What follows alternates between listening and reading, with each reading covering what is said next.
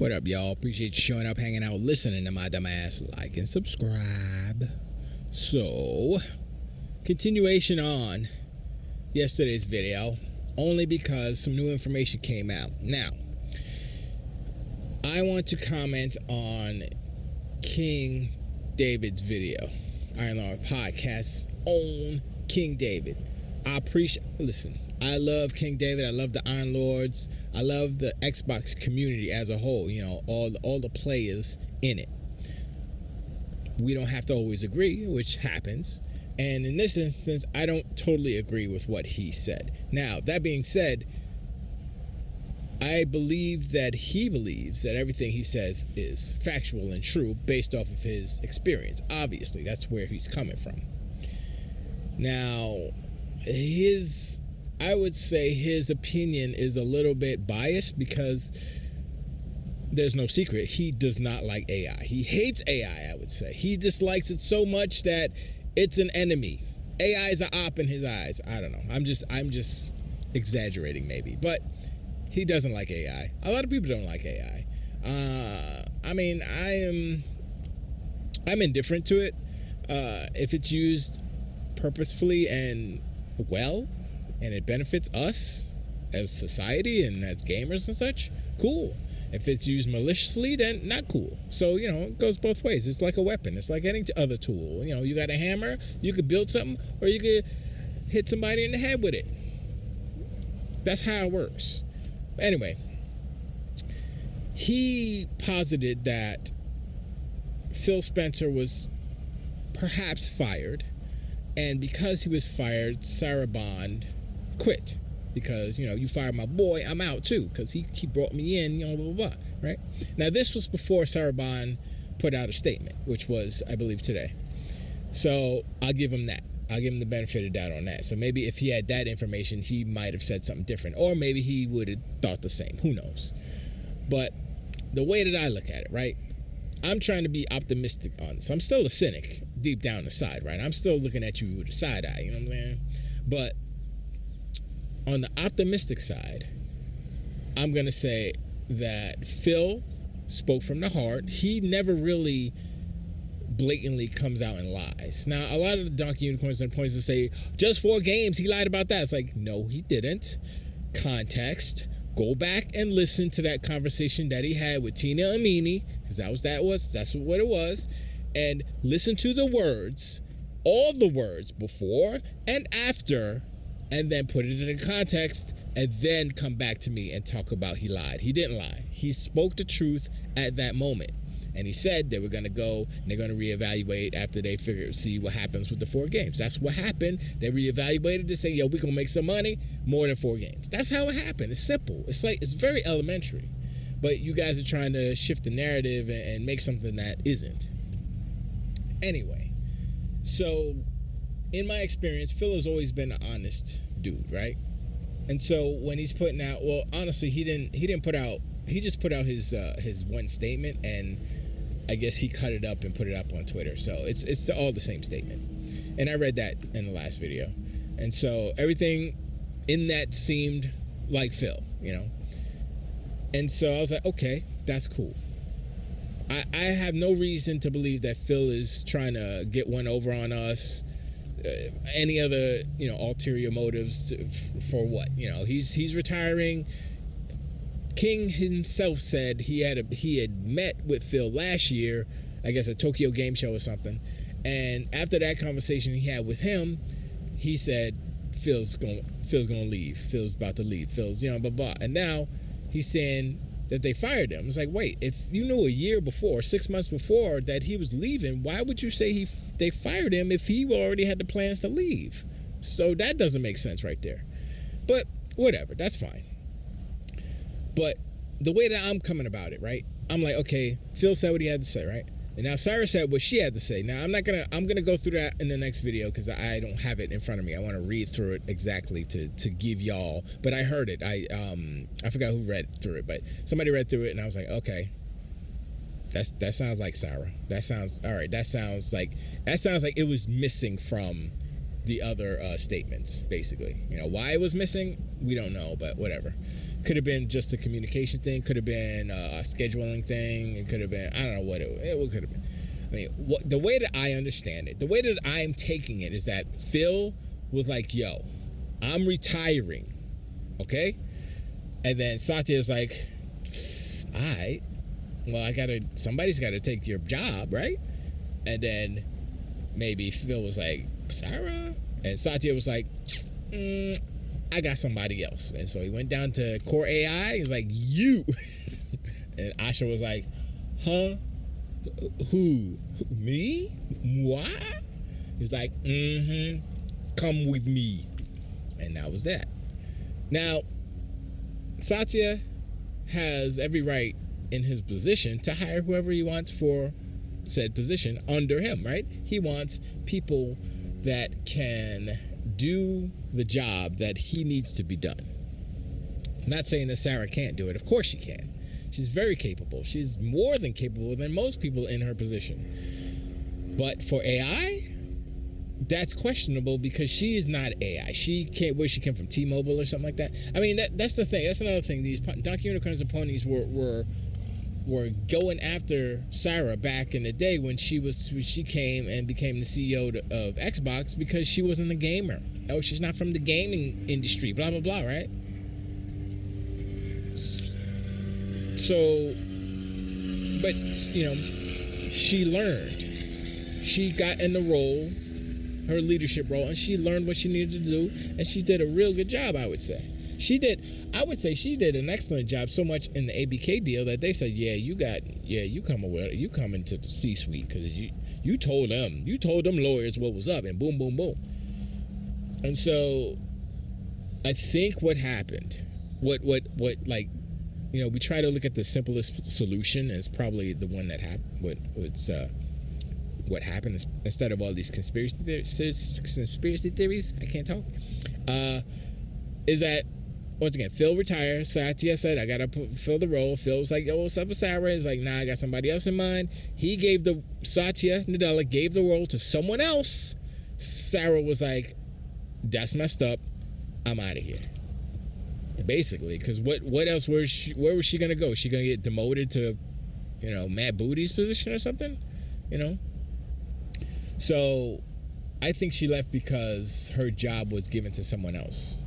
I mean, the job that Phil had, that she was heir apparent to, was given to someone else, and that's why she retired. Which is, I mean, look, she to me seems like a woman of goal. She's goal driven, right? She's, CEOs usually are. They want to, keep going up that ladder, keep going up that corporate ladder, and she's not going to go down a rung. She's like, nah, B, I'm gonna bounce and do my own thing and be a CEO somewhere else or something, But that's where I disagree with what King was saying, where he believes, or maybe believes, that Phil was fired and so Sarah left because Phil was fired and all stuff. I'm like, I don't see it. But that right there is something. It could be debated, whatever. Bottom line is kind of moving over to Asha and Matt, the Sharma and Booty combination, right? Sharma Booty. And the thing is here's the thing. So I read through what she had said. I read through what Matt said. And what she said, like everything that she has put out there in word form, everything she's written for public consumption is like the right thing to say. Is that suspicious? Possibly. Is it PR gobbledygook? I mean, some people are saying that only because it's an automatic kind of reaction to anything that a C-suite person says. Phil was a C-suite person, but he was also a gamer, right? And so the thing about Asha Sharma is that we don't know too much about her. She has played games because she mentioned, what game did she mention? I can't remember what game she was talking about, but she had said something. She made reference to a game. I was like, oh, okay, is that? And then for me, right, here's my conspiracy theory about the whole thing. She said in her statement that I promoted Matt Booty because of his drive and dedication or whatever. I forgot what she said, but she said she promoted Matt to his position, right? And I was like, okay, that's cool. And then she was saying all this stuff about bring Xbox back, game first, and I'm sitting here, I'm listening to it. I'm like, hold up, if this person, Asha Sharma, has not kind of been around games, wasn't in the gaming industry like that as far as managerial and such. Is she a gamer? Who knows? Probably. She's young enough. I would assume she played some games. But she sounds like someone who knows the fans, who knows. Now, is that part of her marketing background? Probably, maybe. I don't know. We don't know. We'll have to see. But my first instinct was, that's Matt Booty talking. Matt Booty wrote that.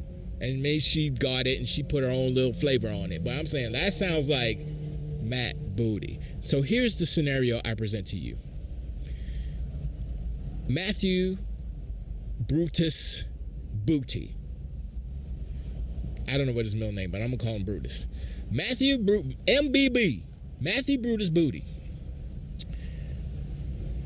Who had said, remember, in the emails that were leaked, had said, I think it was from the ABK deal, we want to spend them out of business. Referring to PlayStation. We want to do this. Let's do. That's why he got the nickname Pitbull. Because he is going to bite your face off. He's ruthless. He represents the old school way of doing it. Like how Sega does when Nintendo don't, all that stuff. You know what I'm saying? That's what Matthew Brutality Booty represents.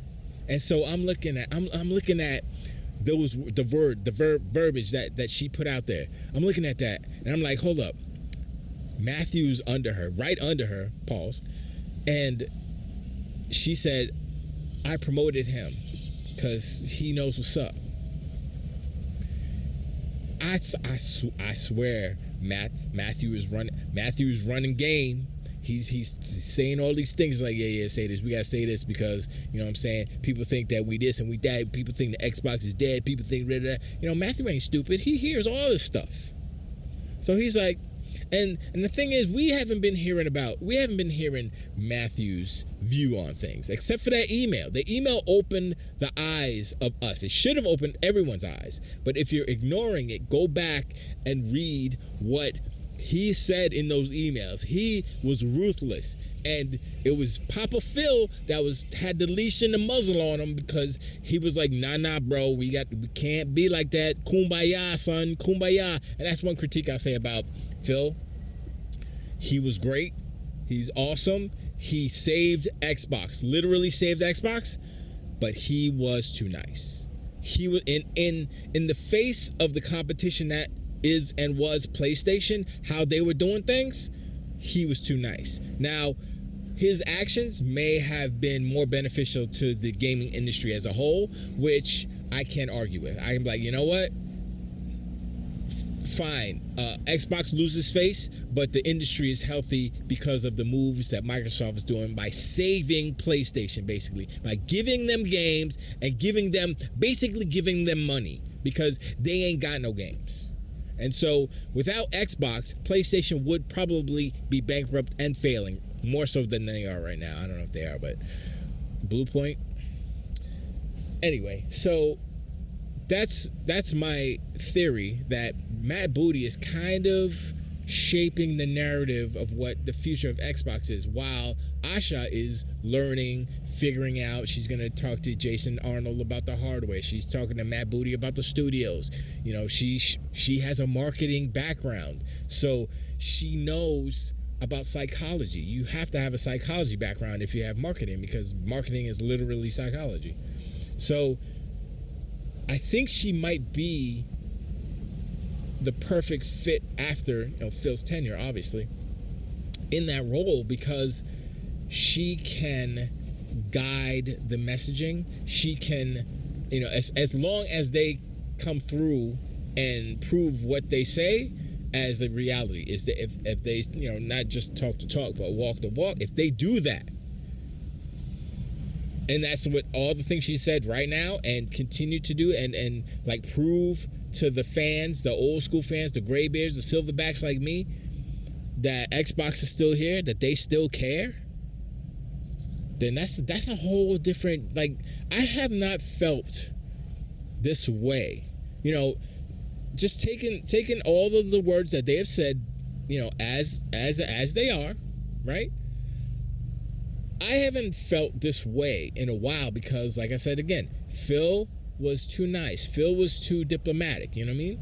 But now it feels like Xbox has the attitude. Like, yo, we tired of being tired of being treated this way. Yo, we got all this money, we got all these resources. Why aren't we whooping everybody's ass up in here? Why aren't we? And that's Matt Booty. Because remember, Matt Booty said we're gonna spend them out of business. That's not like something that's impossible. Microsoft literally has the money to do that. To PlayStation especially. Nintendo, I don't know if they would want to do that because Nintendo is part of the overall gaming ecosystem, so they kind of prep the youngers to go and buy an Xbox. After they're done with the Switch, they go, yeah, let's get something more growing up. Let's go get an Xbox. You know what I'm saying?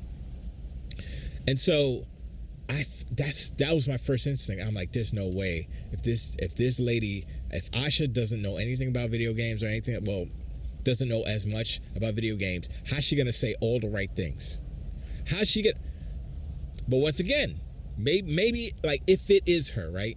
If it is her, because psychology, because marketing background, is she just full of shite? I'm gonna give her the benefit of the doubt until she proves otherwise, and that's what we should all do. It's like, when Jim Ryan was out there talking about we believe in generations and all this stuff, I'm like, I'm side-eyeing him, but listen, history has proven that he was full of shite. Okay? Honestly, okay, I'm gonna take that back because he said we believe in generation. That's a vague statement that can be true in different fronts. And so the fact that the PlayStation 6 is gonna be PlayStation 5 and PlayStation 4 backwards compatible, so they say, proves that we believe in generation statement. But not in the way that you wanted to, because it's holding back the PlayStation 6 generation. But by saying that, you can say, oh, he was referring to the inclusion of all the generations. You see? So he said a thing that could be true in many different ways, and so he covered his own booty.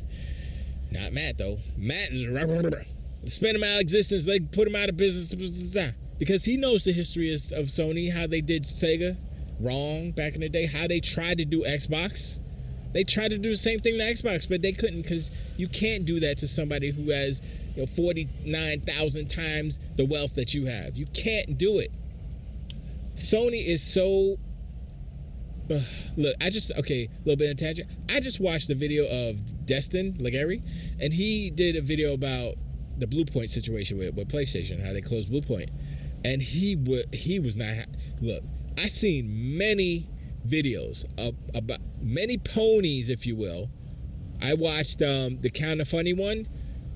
They weren't happy. I watched Destin. I watched On Point for Gamers, of course. Who else I watched? Of course, I watched Dirt and then Dirt and Sean. I think I watched somebody else, but it doesn't matter. But nobody's happy about that. Nobody's capping for that. I mean, maybe J-Dub is. But J-Dub was so happy that the next day that he could talk about something else. Because, Phil and Sarah got kicked out or whatever. I forgot what the title was. But it's ridiculous, It's at this point you're like, hey, you're trying too hard, son. But that's his shtick. So, I ain't gonna hate him for it. But, it's like, I ain't even bother listening to it. Because I'm like, no. And a lot of people who are intelligent realize, it's just a shtick. It's just an exaggeration. So it's all good. But, like this video, I'm not making fun of anybody in particular, I don't think. If I did, let me know in the comments, because maybe it's just a reflex. I do it unintentionally. But, it's like, okay, these words you're saying, They say, okay, we got Magnus coming out. She say, yo, we gotta focus on Xbox or the return of Xbox. So I'm like, what does that mean? I like how that sounds. I hope it means something. I don't know. And the thing about like the next Xbox Magnus, it could be a PC console hybrid. I hate that term. It could be let's just call it Xbox PC, okay? It could be an Xbox PC, right? As long as it looks like a console, as long as it functions as a console, then the fact that it has the functionality of a full-blown computer is a plus. That's almost like an Xbox Plus. That's like an Xbox Pro for real, because you can actually be professional and do professional things on your Xbox. You know what's funny? The Xbox right now, the Series consoles, they have something called Dev Mode.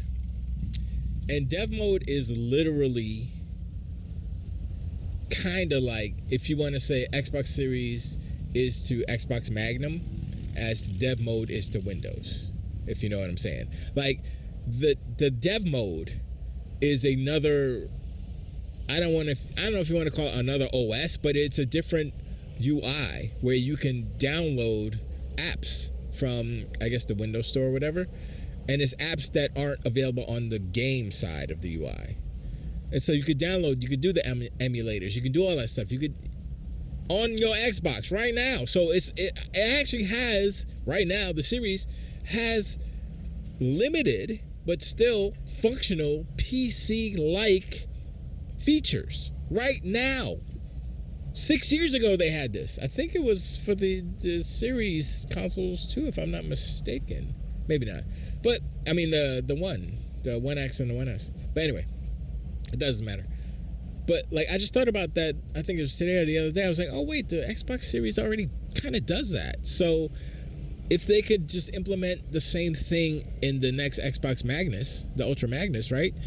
So you're gonna have the regular Xbox dashboard. I mean, they need to update it so they can make it look like the FSE.